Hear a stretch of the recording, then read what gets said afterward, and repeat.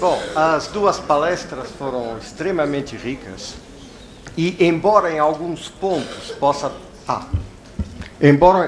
extremamente ricas e, embora em alguns pontos possa parecer ter havido uma ligeira discordância, na realidade vocês leiam bem e eu gostaria que tivessem acesso para fazerem uma espécie de self-teaching, não é? Voltar a ver as imagens e procurar lembrar tudo isso seria muito bom.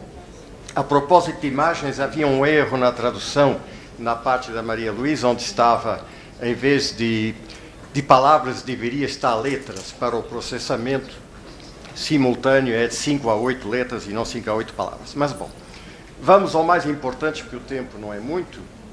Há uma coisa em que as duas palestras insistiram, claro, mais a do João que a da Maria Luísa, porque as questões eram diferentes, mas uma coisa extremamente importante que é a decodificação.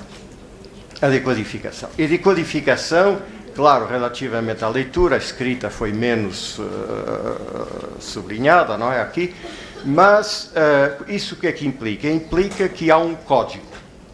E isso vai me levar... Porque eu não vou debater com eles, porque eu estou de acordo inteiramente com eles, não há maneira de debater com eles, não é? Estou de acordo. Mas o que eu quero é extrair dali algumas...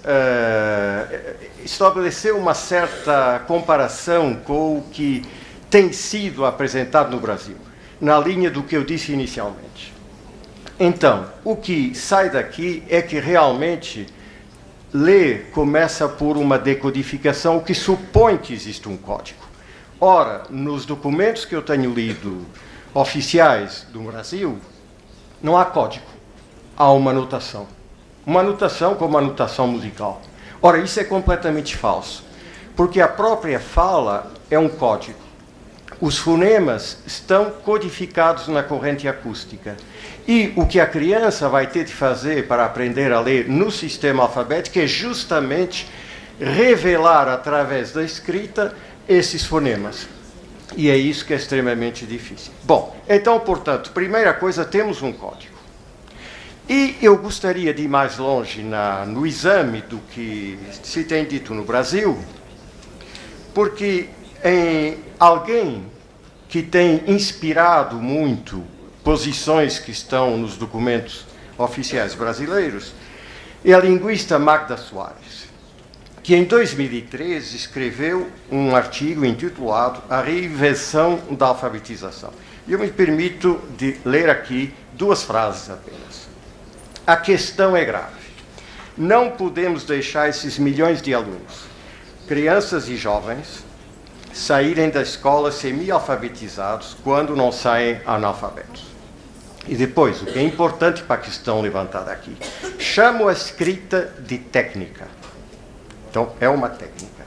Pois aprender a ler e a escrever envolve relacionar sons com letras, fonemas com grafemas, para codificar ou decodificar. Então, afinal, não é uma notação, é bem um código. Simplesmente, isso não foi bem lido, parece que esqueceu. Essa frase foi esquecida, e os documentos oficiais não se inspiraram nesta noção, que é absolutamente fundamental. Há uma segunda questão que é absolutamente fundamental, naquilo que o João apresentou, que é a progressão para unidades cada vez mais largas. Ora, o que acontece é que no Brasil tem sido justamente o oposto que tem sido defendido.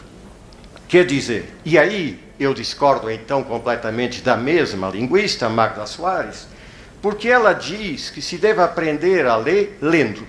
O que é que isso quer dizer? Será que nós pegamos na criança e a jogamos na piscina?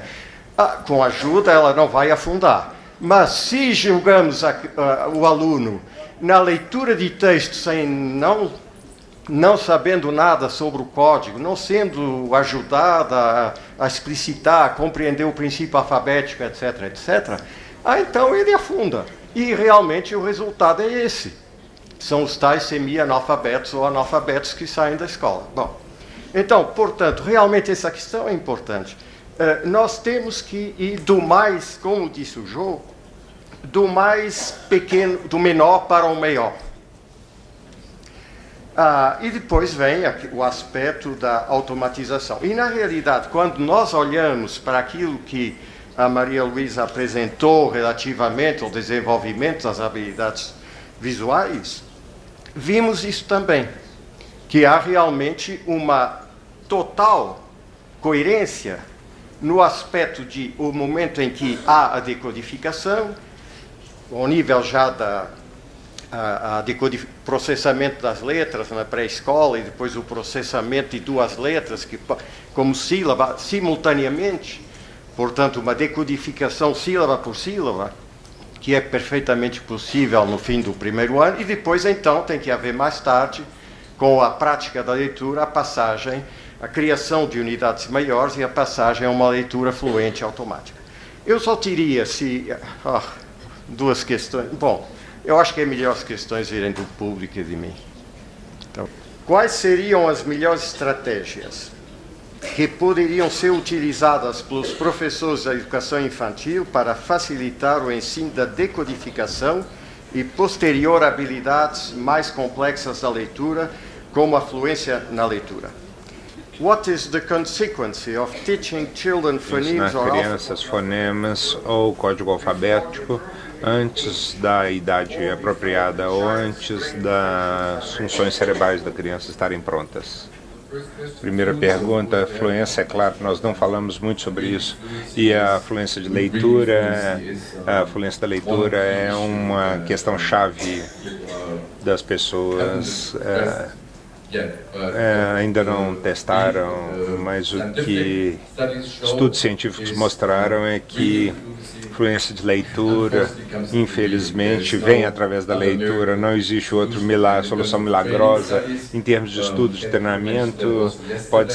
Foi mencionado ontem que existe um grande estudo no painel de leitura nacional nos Estados Unidos, mostrando que os treinamentos, os ensinos com mais próximo da leitura são os mais eficientes. Qualquer solução milagrosa que pode estar, que as pessoas sugerem que a fluência pode ser obtida por coisas que não têm a ver com a leitura, eles não são suportados de forma sistemática. O melhor que você pode fazer por tempo de influências é só ler o máximo possível e talvez usar ferramentas como, se as crianças tiverem problemas visuais, pode aumentar o espaçamento com os livros eletrônicos. Hoje em dia existem jogos de ensino que analisam a fluência, como o famoso jogo Grafogama que vimos ontem, que inclui módulos onde a fluência pode ensinada, mas o princípio básico é sempre o mesmo: põe as crianças para ler o máximo possível. Então, tinha mais uma pergunta: qual é a consequência de ensinar fonemas às crianças e código alfabeto antes da idade apropriada ou antes das funções cerebrais estarem prontas? Eu não sei se existem consequências devastadoras. É que provavelmente, se você não está na janela de desenvolvimento certa, primeiramente vai ser muito mais difícil de fazer, porque eles não estão prontos ainda. E, bom, as coisas que são mais difíceis de fazer simplesmente podem ser desanimar a criança. Eles ficam muito desencorajadas com esse tipo de coisa. Então, não acho que isso seja um problema catastrófico. Existem duas questões aqui, two related questions here, I'll put them together. As crianças estão indo para o primeiro ano com 5 anos, idade em que deveriam estar na pré-escola. O que pensam sobre isso na Itália e na França? Isso acontece? E a outra, já suponho que foi traduzida, sim? A outra, o nosso grande problema, eu escolhi questões com influência prática, não é? O nosso grande problema é que as crianças chegam no primeiro ano sem ter nenhum conhecimento de letras e nem coordenação motora. O que fazer no primeiro ano para que elas adquiram esses conhecimentos em um ano? Depende está sujeito a muitas diferenças individuais, eu acho. Então existem crianças que já estão prontas e algumas que não estão, e isso está parcialmente relacionado à leitura e parcialmente não. Então leitura exige todos os componentes que nós temos discutindo, mas também envolve aprender a ler, e também envolve a habilidade da criança de ficar na aula, ter uma duração de atenção que permita adquirir o aprendizado. Então é claro que uma criança com 5 anos de idade pode ou não estar pronta para essa tarefa difícil que é exigida. Do ponto de vista de percepção visual, não é um problema. É claro que não restringe a decisão. A criança, mostrado que uma criança treinada com 3 anos e meio pode aprender um alfabeto como um adulto. Então isso não é o problema. É claro que de que adianta, porque aqui a criança ainda, em geral, não está pronta. O que acontece na Itália é que é possível entrar na escola com 5 anos e agora está difundida a ideia de mandar as crianças para a escola no primeiro ano, um ano mais cedo. Sim, mas é uma escolha dos pais. Não é possível ler aqui todas as perguntas. It's not possible to answer all the questions. E há sempre a possibilidade depois de abordarem o palestrante no corredor e se estão muito interessados em saber a resposta.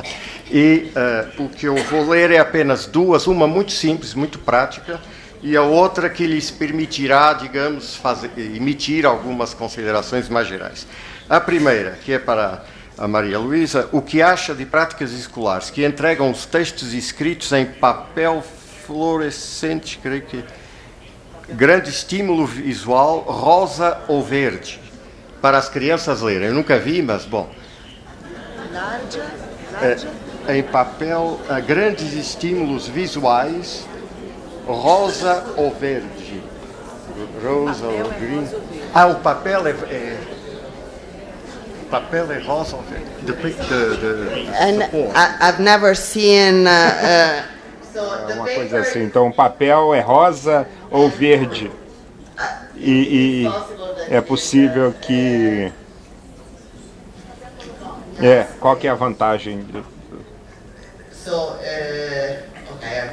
Nunca vi algo assim, então nós vimos que é claro que então nós vimos que as crianças têm limites mais altos de contraste, então eles precisam muito contraste para reconhecer uma letra. Então você não quer reduzir o contraste, tornando as letras mais iguais ao fundo.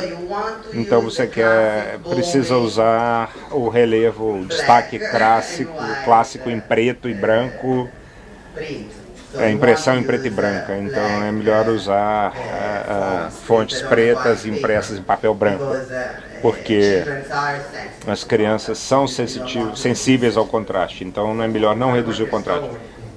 Mas muito geral, e não sei se eles têm condições para responder assim de imediato. Mas que caminhos percorrer no Brasil para que esses conhecimentos, como os que eles apresentaram aqui, sejam sistematizados para os professores alfabetizadores e a academia em geral e mesmo órgãos oficiais. Será que alguns conselhos vêm, algumas sugestões para que esses conhecimentos que ainda não estão muito desenvolvidos e conhecidos, enfim, divulgados no Brasil, para que possam... Que conselhos dariam? Claro que é sempre um caminho muito longo e demora muito, então a luta constante, é ensinar, treinamento de professores, e o outro é a academia que ensina os professores ou que lhes dê o conhecimento básico que as neurociências de educação, das ciências da educação e de estudos linguísticos. Então, treinamento de professores muito pode ser feito com associações que nós apresentamos para as pessoas. Então, eles têm poder para realmente falar com o governo e fazer esses projetos progredir, desenvolver um currículo. O Ministério da Educação, é claro, deveria reconhecer que a transição entre o último ano da pré-escola e a primeira série é uma transição. Falando disso como um pacote, é uma constante, é uma evolução, toma tempo. Então, com essas estimativas partindo de baixo para cima, existem caminhos para chegar a isso.